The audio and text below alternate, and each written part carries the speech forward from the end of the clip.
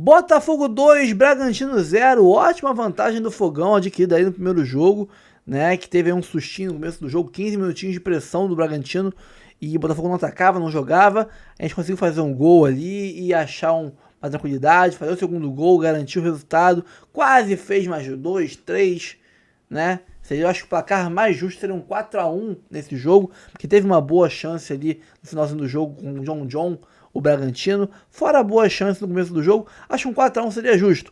O Botafogo agora foi com uma boa vantagem de 2 gols de diferença para o jogo de volta em Bragança Paulista, né? O Botafogo vai forçar aí com esse resultado o Bragantino a sair para o jogo, aí buscar uma virada heróica e aí os espaços vão aparecer. Tenho certeza que o Botafogo vai achar bons contra-ataques, boas transições rápidas com passes longos do Marlon Freitas pro ataque do Vitinho, do Cuiabano, do Arthur Savarino em velocidade para conseguir fazer aí um gol e matar de vez, liquidar a fatura contra o Massa Bruta, contra o Red Bull Bragantino. Bom, temos aqui ESPN, temos aqui Band Esportes, Rica Perrone e muito mais, tá? Vamos partir pro vídeo, depois a gente conversa aí. Amanhã teremos mais conteúdo, tô aqui gravando já o Troca de Passes, tem também a live do Wallace Borges e muito mais conteúdos para vocês.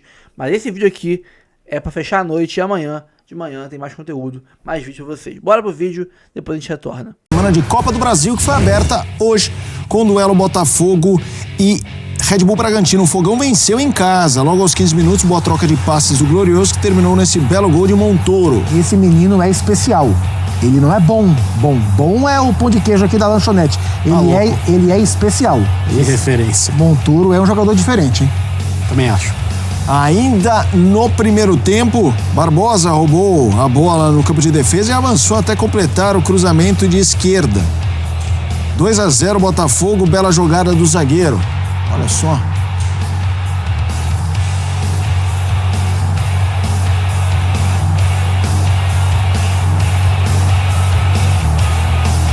E só não foi mais... Não, aí eu replay, né? A testada bonita. Só não foi mais porque o Cleiton salvou o chute do Arthur Cabral. E depois o Natan Fernandes. Tem encorpado, né, o Botafogo do David Ancelotti, né? Num momento importante, né? Começar uns mata-matas, esse é um, por exemplo. Ó, mais uma bela defesa do Cleiton. Ficou nisso, 2-0. E é contra o Red Bull, leva 2 vezes a minha torcida. Dito isso, parabéns, Fogão! Pau neles, porque aqui é Ferrari. Parabéns, Botafogo, 2-0 em cima do Red Bull, que já foi Bragantino e hoje é apenas uma lata de energético, fingindo que está mantendo as cores e tradições de um clube de futebol. É apenas um projeto comercial de marketing, do qual eu desprezo profundamente e torço contra. Estou muito feliz. Eu torceria para o Botafogo se fosse contra o Bragantino, porque é um time grande do qual me alimento aqui, né? E torço, como sempre torci pelos grandes, e fico muito feliz quando é contra o Bragantino. Eu torço quase que... Não, para argentino também, aí já é muito, né? Aí não, né? Bragantino e Argentina, aí eu sou Bragantino. Mas dito isso, minha diretora, se bem que Áustria e Argentina, mas também não tenho nada contra a Áustria. Enfim, rapaziada, muito boa noite a todos. Estou assistindo aqui durante a live, então várias vezes vocês vão me ver olhando pro lado, mas o Grêmio tá jogando aqui contra o Fortaleza, tá ganhando 2-1 o Grêmio. Eita, 2-1 pro Grêmio. E só porque eu não tava vendo. Talvez se o Grêmio tenha feito 2-1, se eu liguei a televisão agora e o Grêmio começar a tomar a virada e começar a perder, eu desligo a televisão, porque o problema sou eu. Né? Tá 2-1 pro Grêmio.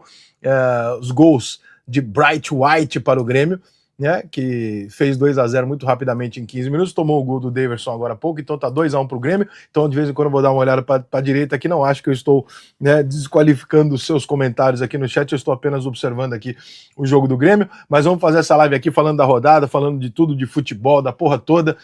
Vou falar de Fluminense também, porque alguns influenciadores do Fluminense ficaram chateados pra caralho comigo, pelo que eu falei ontem lá sobre os influenciadores do Fluminense de maneira geral e tal. Posso falar disso também e falar da vitória do Botafogo, obviamente, que foi muito boa, deu-lhe uma bela de uma caceta no Bragantino, porque foi letal, tá? O Botafogo venceu o jogo porque foi letal, mas algumas coisas no jogo do Botafogo me chamaram muita atenção hoje.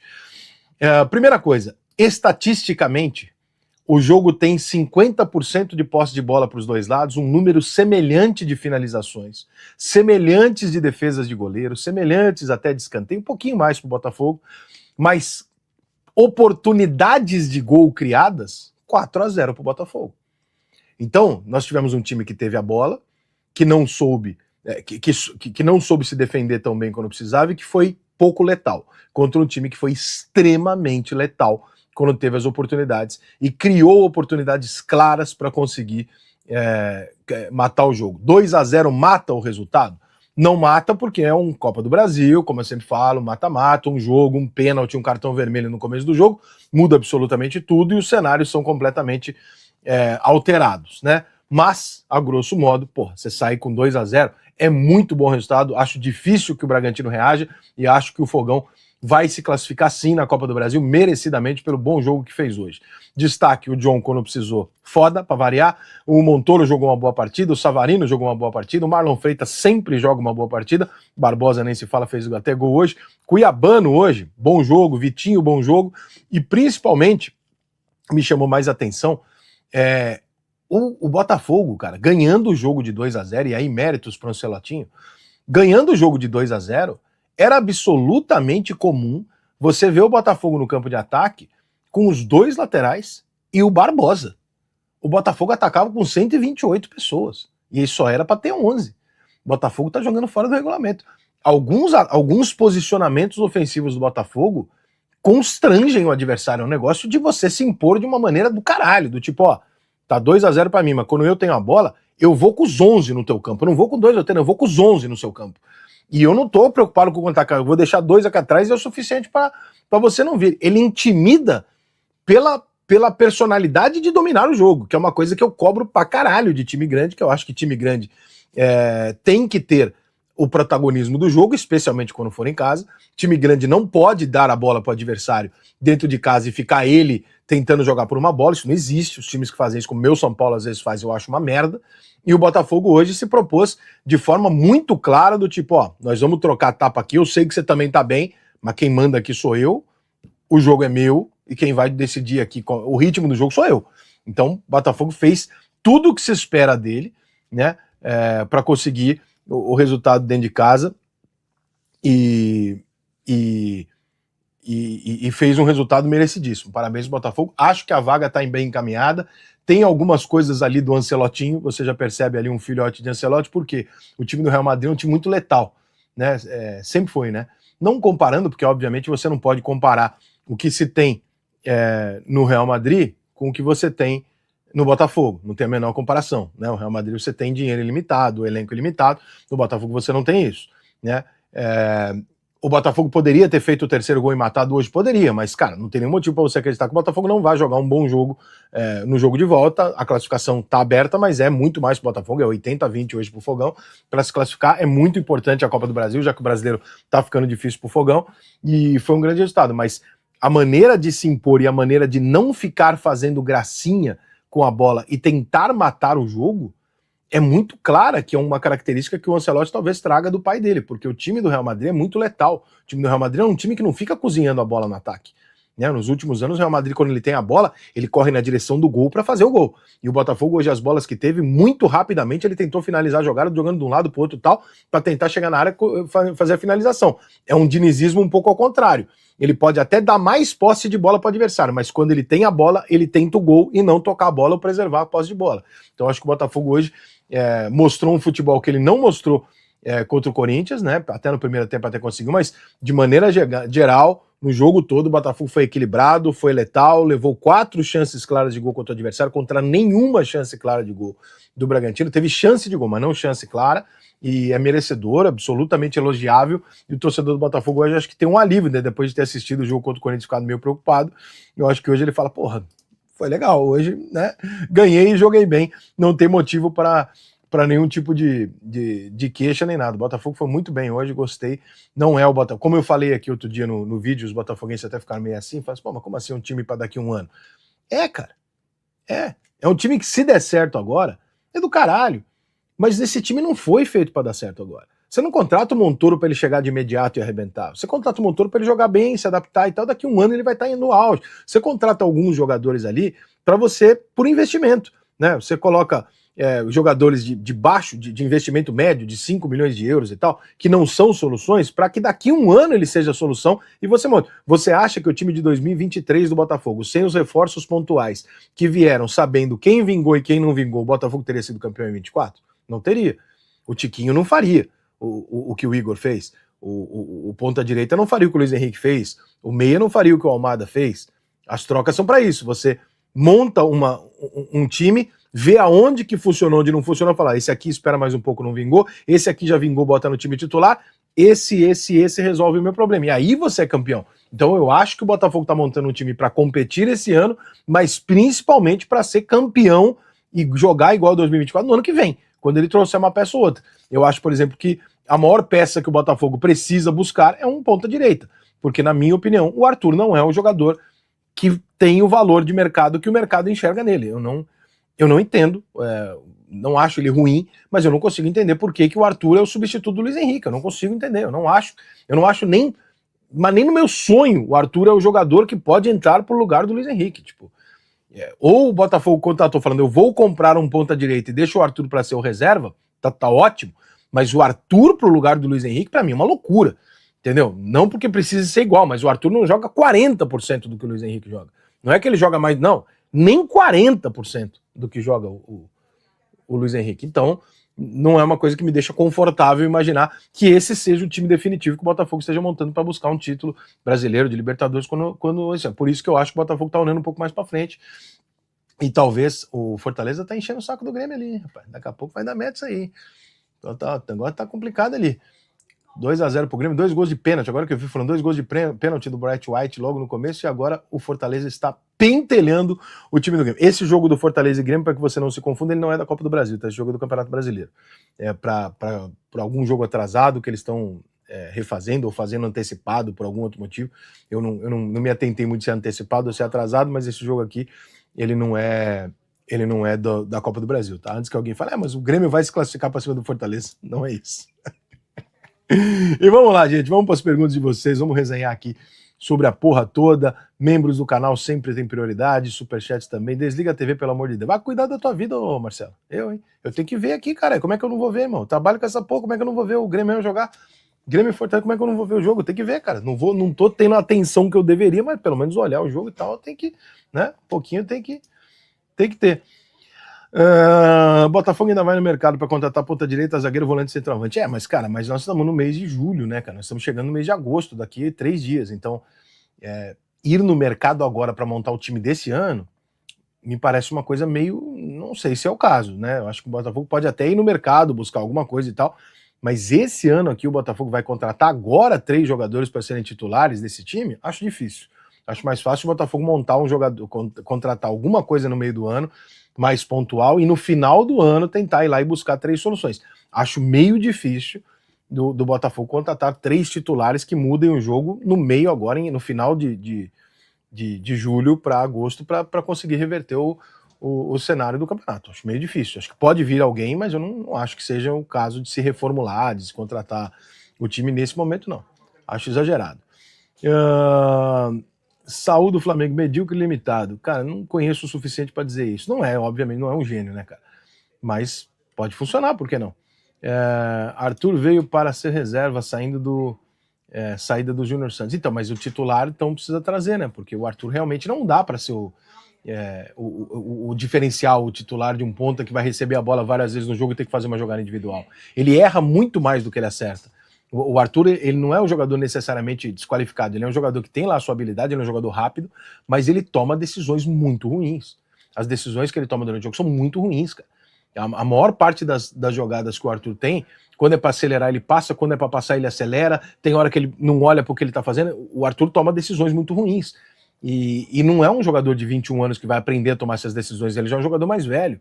Então não dá, eu não consigo imaginar que a gente está falando de um jogador que vai evoluir ao ponto de chegar num momento que vai se tornar um jogadoraço. Eu não acho isso do Arthur. Realmente eu não acho isso do Arthur, cara. De verdade. Eu acho outro patamar, assim, sabe? Bom jogador, mas eu não coloco nessa lista de jogadores que vão brilhar, mudar o seu status, o seu patamar nos próximos meses. Eu realmente não acho. Acho que ele já teve essas oportunidades e não aconteceu. Chegando um ponto de respeito com a entrada do Danilo no meio, o time vai melhorar muito. Vai, eu só acho que no Brasileiro não vai dar mais tempo. O que acha da nova divisão de valores e cota de TV? Acha que o Brasil, modelo Premier League, funciona? Cara, curiosamente, hoje eu tive um almoço com pessoas do futebol aqui nos Estados Unidos, que são do futebol brasileiro, e que estavam me falando das possibilidades de liga, etc, etc, etc, etc. Ao mesmo tempo que está muito claro a possibilidade de liga e como funcionaria, e está realmente muito claro para os clubes, e hoje existe essa discussão, é absolutamente nítido a dificuldade que se tem de convencer os times todos a pensar da mesma maneira.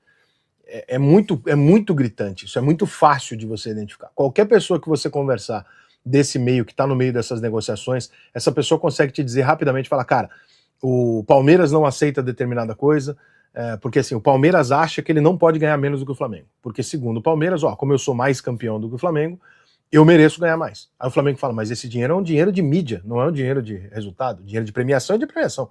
O que você está falando é que você é campeão, você ganha premiação. O dinheiro que eu estou discutindo é de mídia. Então aí você tem um lado, o Flamengo realmente tem um ponto. Quando você vai para o segundo ponto mas quanto menos o último colocado vai receber em relação ao Flamengo? O Flamengo fala, eu não vou ganhar só 3,5 vezes a mais do que um time pequeno. Aí talvez o São Paulo fale, não, eu acho que 3 vezes está bom. E aí você começa a entrar no imbróglio que muito provavelmente o futebol brasileiro não vai ter essa liga a curto prazo, a não ser que chegue aqui um sheik árabe suficientemente maluco de falar quanto vocês querem. Mas não é quanto vocês querem para fazer a liga. Quanto vocês querem para calar a boca? Essa é a pergunta. E a liga brasileira vai existir no dia que aparecer um cara aqui com dinheiro suficiente para sentar numa mesa e falar qual é o faturamento de vocês com direito de televisão, placa, o cara, a gente ganha, sei lá, no total aqui dá 2 bilhões por ano. Então tá bom, eu vou dar 2.500 para vocês dividirem do jeito que a gente decidir coletivamente, e eu mando no futebol brasileiro. Eu decido onde vai jogar, qual gramado que pode, qual que não pode, qual que é o horário. Eu mando, vocês só cumprem. É um patrocinador por camisa, acabou esse negócio de abadá, o jogo vai ter que ser bem feito, o gramado vai ter que ser bom, caralho. Eu decido. No dia que acontecer isso, a gente tem uma chance. Enquanto não acontecer isso, a gente não tem chance, porque simplesmente vai continuar na mão de dirigentes amadores que estão disputando para fuder o adversário e não para melhorar o futebol brasileiro. Então, esse é o cenário. Essa é a informação que eu posso passar para vocês. Uma coisa é o que pensa o presidente do Palmeiras, outra coisa é o que pensa o presidente do Flamengo, e em nenhum momento, nenhum desses dois está pensando na possibilidade de como eu melhoro o campeonato no Brasil. Os dois estão pensando como eu melhoro a minha situação de clube, como eu fodo o meu rival e como eu me reelejo na próxima eleição. Não há um pensamento, a não ser dos da SAF, que pode haver, de como melhorar o futebol. Então, a possibilidade de uma liga no Brasil, ela hoje depende única e exclusivamente dos clubes ganharem mais dinheiro. Se você chegar lá e pagar, porque estão tudo devendo até as calças, se você pagar, eles aceitam e fazem o que você quiser. Mas aí você bota bonitinho num contrato, que quem manda é o cara. É isso, tá? Você não faz, não adianta você dar na mão dos caras para resolver, porque eles não vão sentar numa mesa e chegar num acordo. Não tem a menor chance do BAP e a Leila sentarem numa mesa e falar, não, vamos pensar no que é melhor para todo mundo? Não tem, essa conversa não existe. A Leila quer fuder o Corinthians e ser campeão, e o Flamengo quer que o Vasco afunde e seja campeão. É isso que os presidentes de clube do Brasil querem hoje. Então eles não têm essa mentalidade que a gente tem de querer um campeonato forte, lamentavelmente. E quando o Ancelotti está no Brasil há uns 2 meses, já fala português melhor que o Lugano, que está por aqui há mais de 20 anos. Porque provavelmente o Ancelotti não tem mais que falar italiano todo dia, aprende mais rápido. O cara que tem que falar... E outra coisa, ele falava espanhol, né? Que é muito mais perto do português. O Lugano, além dele falar o espanhol, ele continua falando espanhol o dia inteiro. Essa que é a pica, cara. A pica não é você tá falando outro idioma, a pica é você parar de falar o seu. Eu, por exemplo, aqui nos Estados Unidos, eu falo o meu idioma mais 90% do tempo. 95%. 5% do tempo eu tenho que falar alguma coisa em inglês. Meu sotaque não vai sair, meu inglês não vai desenrolar. Porque você fala português o tempo inteiro. Como eles continuam o relacionamento deles, a maior parte do tempo falando na língua deles, eles não precisam, eles têm mais dificuldade. Eu já perguntei isso para um jogador. Quem que foi, cara? Um jogador que já estava no Brasil há um tempo, cara, porque o sotaque espanhol dele não mudava. Quem que foi que eu perguntei? Não sei se foi o próprio Lugano. Aí ele falou assim, alguma coisa tipo, sí, pero eu não paro de falar em espanhol em minha casa, com meus companheiros, meus amigos e tal. Então o cara acaba não ganhando a fluência em português, né? Tuco Correa é o primeiro argentino sem sangue que eu conheço. É difícil um argentino sem sangue. Tem uma coisa que não dá para reclamar dos argentinos, é realmente um argentino sem sangue. Isso aí a gente tem que combinar. Mas também tem funções, né, cara? Um jogador meia mais clássico, um jogador já é um pouco mais, já é um pouco menos, né? O Riquelme também era um jogador sem sangue, pô. O Riquelme não era um jogador que corria pra caralho, se matava pelo time, não. O Riquelme era um jogador cerebral, que tocava ali a bola de lado, fazia o jogo dele, era um maestro. Mas não era um jogador, porra, que brigava, que corria, né? Nem todo argentino tem sangue. O que quase todo argentino tem é sangue ruim. Começou nessa terça-feira e teremos jogos importantíssimos amanhã. Já vão para Botafogo e Bragantino? Deu a loja? Deu a lógica? A loja não, deu a lógica. Deu a loja do texto. Deu a loja do texto. Deu a lógica. Deu a lógica. Se a gente considerar que... Só explicando que a lógica foi a vitória do Botafogo por 2-0. Isso, exato. Né? Dando serviço, Botafogo 2, Red Bull Bragantino 0. Curioso do jogo que no momento do segundo tempo, o primeiro tempo foi de grande domínio do Botafogo, a gente já vai ver os melhores momentos, os laterais participando muito bem do jogo, o Vitinho constrói o primeiro gol, o Cuiabano constrói o segundo gol, que são marcados pelo Montoro e pelo Barbosa, 2 argentinos, mas no segundo tempo, Tomás, me chamou muito a atenção como o Bragantino não queria jogo, né? O Botafogo teve algumas chances para o 3-0 e o Bragantino começou a tirar a velocidade do jogo, tentar controlar a posse de bola sem agredir, porque como se 2-0 tá bom diante da situação que se montou ali no Newton Santos. Eu sempre falo, né? A gente já comentou isso algumas vezes. Eu acho que de 2-0 para 3-0 tem um degrau psicológico ali importante. Realmente o 3-0 é meio acabou. O 2-0, não. Ainda que seja só um gol de diferença. Mas eu acho que o 2-0 fica bem difícil para o Bragantino, que eu acho. Uma vitória nos últimos 6 jogos, né? O Bragantino na volta do Mundial não tá legal. Não vamos colocar o emprego do Seabra em risco, porque a gente sabe que a Red Bull demora um pouquinho mais para tomar esse tipo de atitude. E essa vitória do Bragantino, se foi a única, foi contra o Corinthians. Isso, que foi acidental. Acidental. O Corinthians, além de ter tido, para mim, acho que para você não... A gente não fez o programa juntos, mas é isso. O Corinthians foi muito melhor do que o Bragantino. Eu achei que houve um erro ali de arbitragem. O pênalti, para algumas pessoas o pênalti aconteceu, para mim não aconteceu, para o Bragantino. Mas independentemente desse pênalti, o Corinthians busca o empate. Isso, e depois o Bragantino faz o gol no final. Mas não foi um jogo bom do Bragantino, não.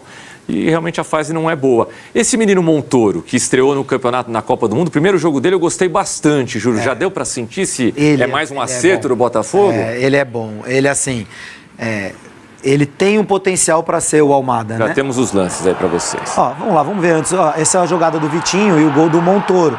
Ele tem 18 anos. Tomás, eu bati com esse menino no hotel do Botafogo lá no Mundial de Clubes. Eu achei que fosse filho de algum jogador. Eu juro para você, eu achei que fosse o filho de alguém. Mas aí eu vi que tava de uniforme e tal, falei, caramba, deve ser um jogador. Não tinha notado que ele era tão novinho. E essa jogada, o gol do Gabriel Barbosa não, né? Do Alexander Barbosa, o que tá fazendo um zagueiro lá na área? Dá a impressão que, sei lá, teve um escanteio e o cara continuou por lá. Não. É uma bola recuperada por ele na defesa. Ele arma todo o contra-ataque e fala, quer saber? Vou lá pra área. E o Cuiabano teve o espírito para jogar a bola na cabeça do Alexander Barbosa. A gente viu primeiro os gols e agora já os melhores momentos. Já falo do Montoro, tá? Dos gols, aí de novo o Montoro. Mas repare que o Bragantino teve 2 oportunidades. A primeira, boa oportunidade, depois o chute do Pita, mais despretensioso, mas de fora da área, um bom arremate. E o Botafogo vai criar logo no primeiro gol, né? Já consegue fazer o seu primeiro gol na primeira boa chance que tem, Júlio. A passagem do Vitinho, bom cruzamento, o Montoro pisando na área. Eu tava falando, o Montoro, ele tem um quê de Almada? Sim. Ao contrário do Arthur versus Luiz Henrique, né? O Arthur não é o Luiz Henrique. Não tem a bola do Luiz Henrique, não tem a força física do Luiz Henrique. O Montoro me lembra o Almada. Baixinho, picota bastante o jogo, né? Costura bastante o jogo, tem a bola gruda no pé. Gostei desse menino até agora do que eu vi, Tomás. Eu acho que ele vai ser um jogador importante pro Botafogo ao longo da temporada, no meio de campo que vai estar com o Danilo chegando aí. Sim. Que muda de patamar o meio de campo do Botafogo. O Danilo, em relação ao Gregory, é um grande upgrade. Sem dúvida. Então, eu acho que o Botafogo vai formando um time campeão. O David é treinador de nível Real Madrid, ia ser o braço direito do Ancelotti na seleção. acabou decidindo seguir a carreira solo. Me parece muito bom treinador. Acho que o Botafogo pode sim disputar o título, não pode deixar escapar os pontos como escaparam contra o Vitória e contra o Corinthians. E esse gol aí perdido pelo Arthur Cabral não pode, né? Porque praticamente, como você falou, liquidava a fatura. A grande chance do 3-0. Você elogiou o Corinthians ontem pelo segundo tempo contra o Botafogo. Acho que merece elogio mesmo, mas vale ressaltar Olha que essa o Botafogo... chance do Praxedes, Tomás. Desculpa te cortar. Não, sem problema. Porque essa é basicamente a única chance do Bragantino com o jogo 2-0. E é um cara a cara do Praxedes, né? Ele chuta muito fraquinho. O John faz uma boa defesa, mas ele chuta muito fraquinho. E é incrível como o Bragantino começa bem no jogo, mas quando toma o primeiro gol, parece que sente demais. O Botafogo teve 49% de posse de bola, o Bragantino sempre atrás do marcador 51%. Foram 10 finalizações do time paulista, 4 no gol, contra 16 do Botafogo, 7 certeiras, 4-0 de grande chance, segundo a aferição do SofaScore, 6-3 de escanteios também para o Botafogo e passes um pouco a mais. Aí teve o Bragantino, um pouquinho mais, 494 a 486. Eu falava do Corinthians porque o Botafogo não teve o Marlon Freitas, não teve o Savarino e não teve o Arthur. Especialmente o Marlon Freitas e o Savarino, acho que fazem muita diferença na maneira de jogar do Botafogo, que teve o John, o goleiro, como destaque. Apesar do Bragantino ter criado pouco, o John teve uma nota alta, 8.0, 4 defesas, 2 em chutes dentro da área, 2 bolas aéreas afastadas, 56 ações com bola no total, 79% do acerto dos passes e só 2 cortes. Teve que sair da área ali um pouquinho, não sei se para bater alguma falta ali na meia-lua, também depois apareceu na lateral direita num determinado momento, mas claro, o mapa de calor do goleiro, sempre concentrado na área. A defesa dele no mano a mano com o Praxedes é bem importante. Ali a gente estava falando de 41 minutos do segundo tempo, o Praxedes, que é aquele do Inter, né? Rodou bastante, enfim, um jogador que foi bastante badalado e agora está aí no Red Bull Bragantino. 2-1 ia ter sido um resultado não condizente com o que foi a partida e que, obviamente, deixaria a eliminatória muito mais aberta do que ela está. Ela está aberta. Eu não estou aqui dizendo que o Bragantino não tem nenhuma chance, não precisa nem jogar a quarta-feira que vem. Claro que precisa, claro que tem jogo. O 2-0, se as coisas acontecem pro lado do Bragantino, começa o jogo, faz um gol e tal, cria aquela pressão para cima do adversário, pode ser, sempre pode ser. Mas o 2-1 seria uma história, o 2-0 é bem diferente. Acho que foi contundente a vitória do Botafogo, Tomás. Na zona mista, Cuiabano comentou sobre a importância dessa vitória e também da assistência no segundo gol do Fogão. Primeiramente, boa noite, muito feliz pela vitória e também muito feliz pela assistência, me cobre bastante, está sempre tentando dar assistência ou fazer gol, que é para ajudar o Botafogo, então estou muito feliz pela vitória de hoje, a primeira parte já foi, agora focar contra o Brasileiro, contra o Cruzeiro, que é um jogo muito importante no domingo, e depois pensar na segunda parte, que a gente saiu na vantagem de 2 gols, então seguir trabalhando agora para tentar o nosso objetivo. Foi um jogo muito bom, a gente atacou bem o Red Bull Bragantino, a gente treinou bem essa semana, muito ofensivo, então ele passou a tranquilidade pra gente e passou total confiança pra gente jogar tranquilo e foi o que deu, trabalhamos a semana toda, e deu o resultado, que a gente saiu com a vitória que foi mais importante pra gente, primeira parte. Primeira parte, aí você fala sorrindo o Cuiabano, tá de bem com a vida o jogador do Botafogo. Ele é um cara bem pra cima. O legal desse Mundial foi que a gente teve a chance de... Porque hoje em dia a gente não conhece, a gente não encontra mais jogador. Verdade. Né? A gente vê o jogador atuando em campo, toda quarta, todo domingo, vê muito mais do que via. Sim. Né? A gente assiste hoje muito mais jogo do que a gente assistia, não passavam todos os jogos do Botafogo. O torcedor do Botafogo, se quisesse ver todos os jogos do Botafogo, tinha aqui no estádio. Né? Então hoje a gente vê muito mais jogadores em ação, mas e aí a gente, jornalista, encontra muito menos, na verdade não encontra o jogador fora de ação. Então a gente acaba julgando realmente só pelo que eles fazem em campo. E nesse Mundial eu tive essa chance de cobrir os 3 jogos do Botafogo, ficar no mesmo hotel do Botafogo, e o Cuiabano você vê que é um daqueles caras totalmente pra cima, assim, muito alegres, é um daqueles caras que contagiam o ambiente, né? Faz parte desse grupo de jogadores animados, mais animados do Botafogo. Isso é bom. Legal, é a primeira vez que a gente pôde curtir aí uma entrevista um pouquinho mais longa, ouvir um pouquinho mais o David Ancelotti aqui no Depois do Jogo, com um português de causar inveja em muito treinador espanhol e argentino que passa por aqui. E até os portugueses. E até, olha, até os portugueses. Cara, não precisa nem traduzir o David Ancelotti, né? Perfeito. Perfeito. Fala português muito bem falado, né? Desconfio que ele já conversava com os brasileiros lá no Real Madrid. Sim, claro, já deve falar espanhol há muitos anos, obviamente. Muito bem, né? Exato. Italiano, obviamente, que é muito parecido com o nosso idioma. E ele fala muito bem, mas não só isso, né? Ele fala bem, ele se expressa bem, ele explica bem o que ele... É articulado. Ele é muito bem articulado. O Renato Paiva também era, diga-se, né? O ex-técnico do Botafogo. O Renato Paiva também era um cara muito articulado, que explicava muito bem, que tinha uma boa leitura de jogo. Mas eu acho que o David Ancelotti tem mais a cara. Eu acho que é mais a cara do que qualquer torcedor hoje em dia quer no futebol. Cara jovem, né? Sangue nos olhos, querendo provar, querendo mostrar, calmo, experiência. Pô, qualquer coisa, né?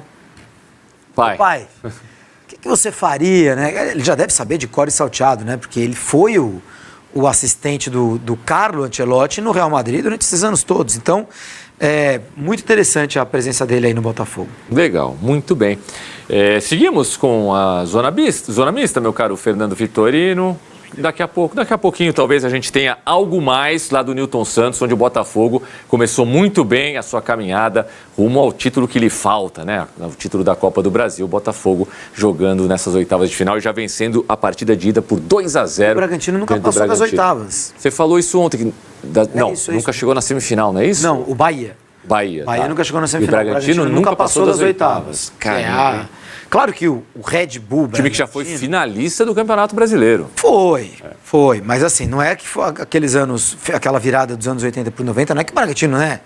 Chegava sempre em todas as competições e a própria Copa do Brasil estava sendo resgatada bem naquela época, né?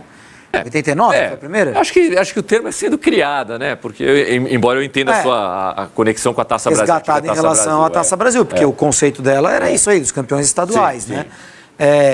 Ela realmente, concordo, ela não surge como um resgate, ela surge como uma criação. Eu não sei se o Bragantino chegou a disputar. Chegou, né? Porque ele foi campeão paulista em 90. Então, em 90, eu lembro que... Teoricamente, ele tem que ter jogado a Copa do Brasil em 91.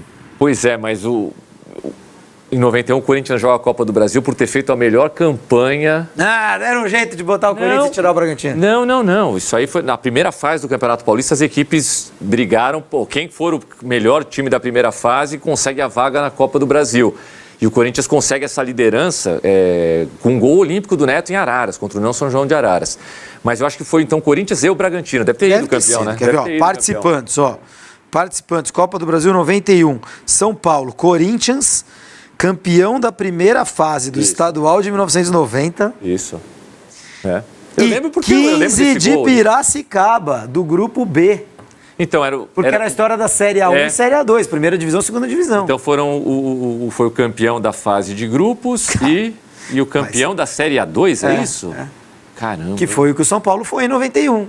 E que lhe deu a chance de chegar ao título. Sim, mas aí ele vai como campeão paulista. Agora, que não tenham sido Bragantino e Novo Horizontino os representantes do... Não, sim, mas isso foi um erro... São Paulo na Copa do Brasil é um absurdo, né? Eu não lembrava disso, sinceramente. Mas isso eu te garanto que foi uma determinação antes do campeonato começar.